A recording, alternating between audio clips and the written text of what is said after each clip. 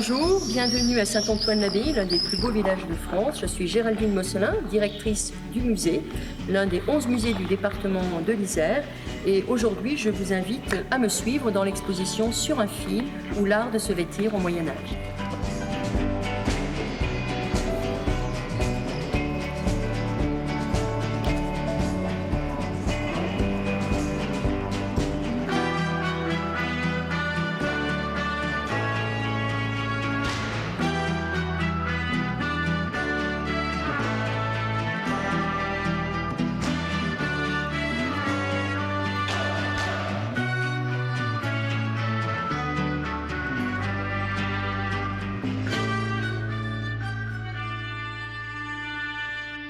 L'exposition Sur un fil, ou l'art de se vêtir au Moyen-Âge, prend place dans le cadre de la saison culturelle portée par le département de l'Isère, Déshabillez-nous.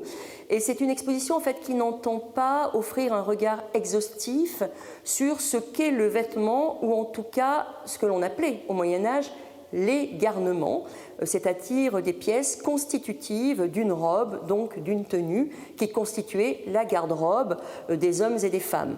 On va mettre en exergue, si vous préférez, les relations intrinsèques qui existent entre le corps et le vêtement, puisqu'en effet, corps et vêtements ne font qu'un, et ce dès l'origine. Toute cette histoire plurielle permet de remonter le fil du temps et de cheminer au cœur de cette exposition qui raconte cette histoire, mais aussi toutes ses déclinaisons depuis le VIe siècle jusqu'au XVIe siècle.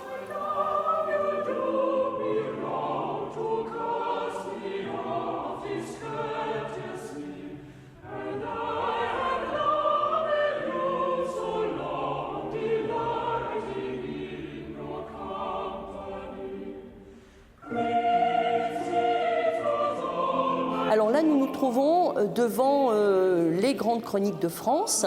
Un exemplaire, en tout cas, c'est une copie qui a été réalisée au XIVe siècle, d'après un original qui, lui, est conservé à la Bibliothèque nationale de France. Et on y voit donc les conseillers du roi Charles IV en pleine discussion afin de, on va dire, d'assurer la succession au trône de France du roi lui-même qui vient de décéder en 1328.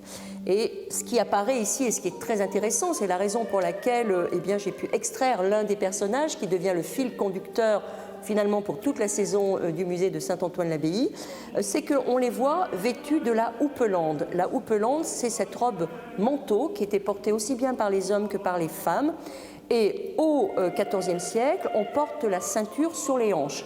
Donc tous ces détails qui finalement n'en sont pas signifient quelque chose. C'est le statut social, une fois de plus.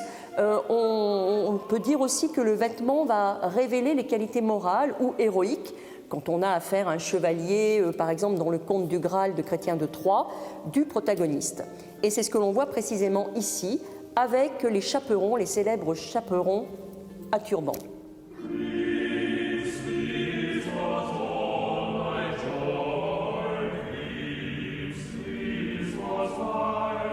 La mode, ce que l'on appelle la mode aujourd'hui, va émerger au XIIIe siècle. C'est une période de relative prospérité, mais c'est vrai que jusque-là, finalement, le vêtement, qu'il soit masculin ou féminin, la longueur des chemises va évoluer, distingue en quelque sorte le personnage et son statut social.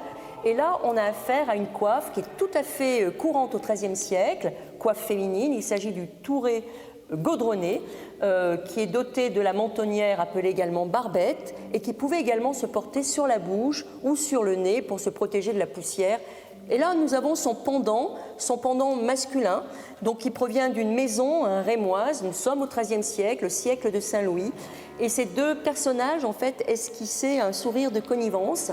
L'homme, lui, est coiffé du chapelle orfévré, à moins que ce soit tout simplement un turban, dirais-je.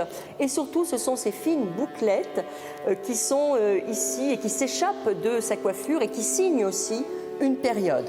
Alors, ce qui va complètement évoluer, puisqu'on va le voir juste après, on va adopter d'autres coiffes qui sont plus exubérantes les unes que les autres, et notamment à la cour des ducs de Bourgogne. Alors il est vrai qu'au Moyen-Âge, il faut imaginer quand même que la couleur est extrêmement importante. Alors ici, nous sommes face au duc Philippe le Bon, duc de Bourgogne. Il est vêtu de noir. Alors le noir est une couleur, comme le blanc, très difficile à obtenir d'ailleurs dans ses nuances. Le duc de Bourgogne, Philippe le Bon, a porté le noir déjà en signe de deuil. Son père, Jean sans peur, a été assassiné. Et il va aussi le mettre à la mode à la cour. Et systématiquement, que ce soit à travers le manteau, vraisemblablement porte-t-il ici un manteau, et il revêt ici le fameux chaperon à cornette pendante qu'il a contribué à mettre à la mode, donc on parle bien de mode, au XVe siècle. Il porte également le collier de la Toison d'Or, un ordre chevaleresque qu'il a fondé en 1430, et surtout, lorsque l'on regarde, eh bien, au-dessus de sa chemise, et pour attacher les deux pans de son pourpoint ou manteau, il arbore un fermail.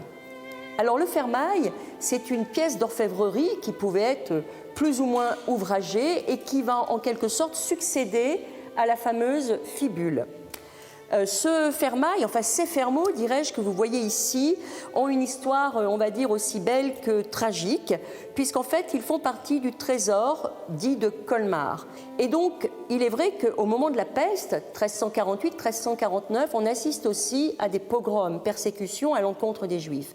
Et à partir de ce moment-là, cette famille ou cette communauté a caché son trésor en espérant pouvoir le récupérer, ce qui ne sera jamais le cas. D'où cette histoire tragique, mais ce sont des pièces tout à fait remarquables, l'une datant du XIIIe et l'autre du XIVe siècle, avec une évolution de forme toute relative, et notamment l'un de ces fermots est orné de pierres précieuses. Il y a donc à la fois des perles, qui sont des gemmes entièrement au Moyen-Âge, et puis il y a également donc grenats, rubis et saphirs.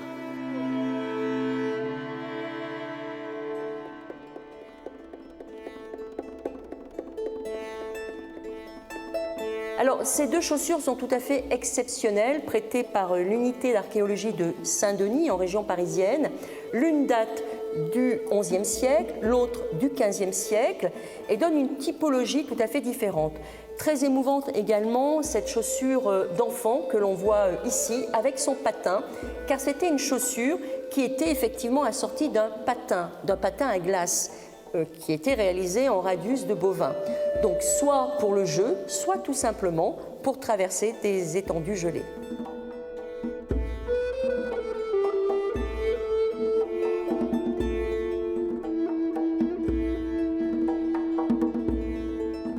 Au XIIIe siècle, avec l'émergence d'une nouvelle classe sociale, à savoir la bourgeoisie marchande, eh bien, on va voir arriver finalement dans toute l'Europe des matières qui n'étaient pas connues ou très peu connues jusque-là. Alors c'est vrai que grâce à certains marchands qui se rendent dans des contrées certainement lointaines, pour la plupart d'entre elles, on voit arriver la soie. La soie de Byzance était connue, mais on va avoir des centres de production qui sont extrêmement importants, tels que Palerme en Sicile, également Almeria et Grenade en Espagne, et surtout en Toscane, avec la disparition notamment de Palerme comme centre de production, de notamment Lucques ou encore Florence. Il faut savoir aussi que la plaque tournante finalement du commerce du drap de laine, c'était Bruges. Et on faisait venir des fourrures d'Europe du Nord, par exemple le menu vert, qui est un petit écureuil.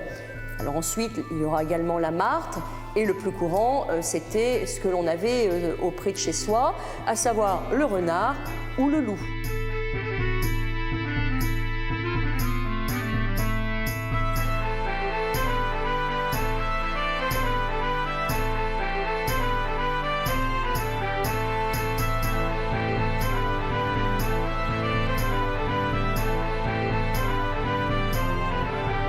Pour inscrire aujourd'hui un objet du passé, rien de tel que la création contemporaine et notamment ce dialogue entre Saint-Antoine l'Égyptien, cette histoire presque millénaire, et puis cette œuvre, donc ce flabellum, qui a été créé de toutes pièces pour le musée de Saint-Antoine-l'Abbaye. Donc c'est une commande du département de l'Isère à Frédéric Yvan Manuel Gué, atelier à Padange, et qui s'est inspiré bien évidemment du flabellum égyptien que l'on retrouve, du flabellum bien évidemment qu'on retrouve au Moyen-Âge, qui était à la fois chasse-mouche et qui faisait le lien entre le monde céleste et le monde terrestre. C'était aussi le souffle divin.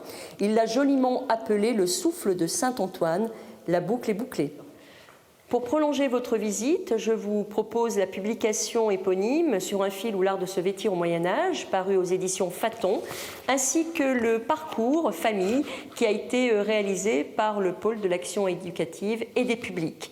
Rendez-vous sur musée.isère.fr. Le musée départemental de Saint-Antoine-l'Abbaye est gratuit comme l'ensemble des musées départementaux de l'Isère. À bientôt.